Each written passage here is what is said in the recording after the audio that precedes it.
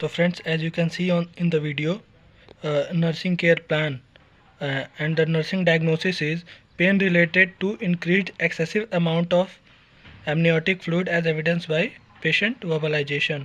Means patient को pen हो रहा है किसकी वजह से? एमनियोटिक फ्लूइड इंक्रीज होने की वजह से, जो कि है पॉलीहाइड्रोमनियोज।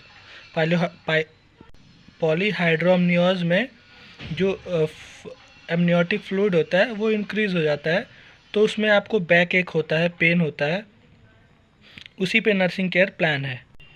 तो पहला है असेसमेंट में, इसमें क्या क्या असेसमेंट, नर्सिंग डायग्नोसिस, गोल, इंटरवेंशन, रेशनल और इम्प्लीमेंटेशन एंड इवेल्युएशन। तो असेसमेंट में मीन्स सब्जेक्टिव डेटा में पेशेंट क्या आपको बताए, पेशेंट क्या कंप्लेन किया, वो होता है subjective data. Objective data, what you observe, वो ऑब्जेक्टिव डेटा होता है। तो I observe pain evidence by facial expression, means आपको पहले बताना है कि आपने क्या ऑब्जर्व किया, उसके बाद बताना है कि मतलब किस बेसिस पे क्या देख के आपको पता चला कि उसे पेन हो रहा, तो उसके फेशियल एक्सप्रेशन से पेन का पता चला। और पेशेंट कंप्लेंस ऑफ बैक एक, पेशेंट बताया कि उसको दर्द हो रहा है, जिसका नर्सिंग डायग्नोसिस क्या बनेगा? Pain related to increase excessive amount of amniotic fluid as evidence by patient verbalization. तो पेशेंट को पेन है, किससे related to excessive amount of amniotic fluid, amniotic fluid ज़्यादा अमाउंट में होने की वजह से पेन है। एज एविडेंस बाय, आपको पता कैसे चला पेन है? Patient verbalization. Then what should be your goal, आपका गोल क्या होना चाहिए? Patient will demonstrate relief from pain, मतलब पेशेंट को पेन से रिलीफ मिलना चाहिए, ये आपका गोल होना चाहिए।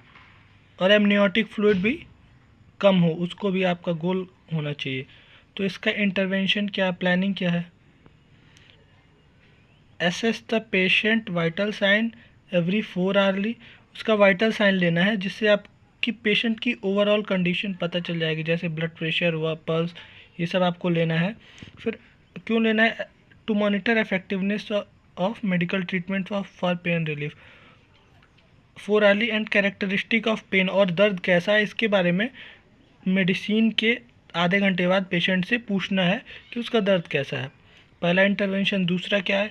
Administer pain medication and lactulose as prescribed, आपको पेशेंट को लैक्टुलोज देना है ताकि उसको कॉन्स्टिपेशन ना हो, जिसकी वजह से भी पेन हो सकता है, तो वो आपको देना है।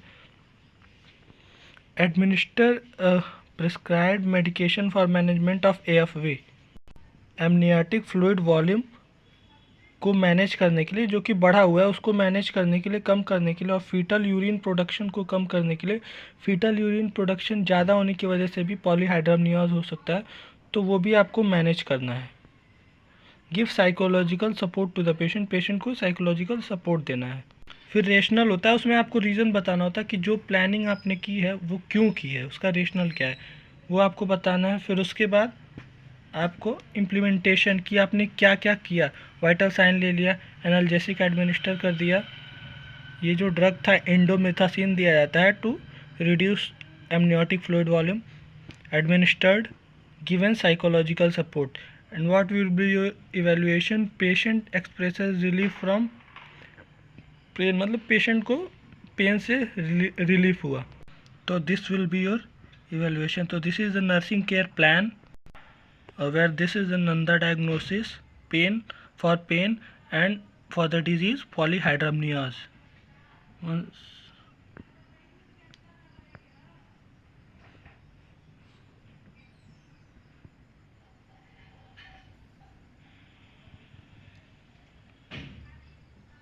Thank you friends.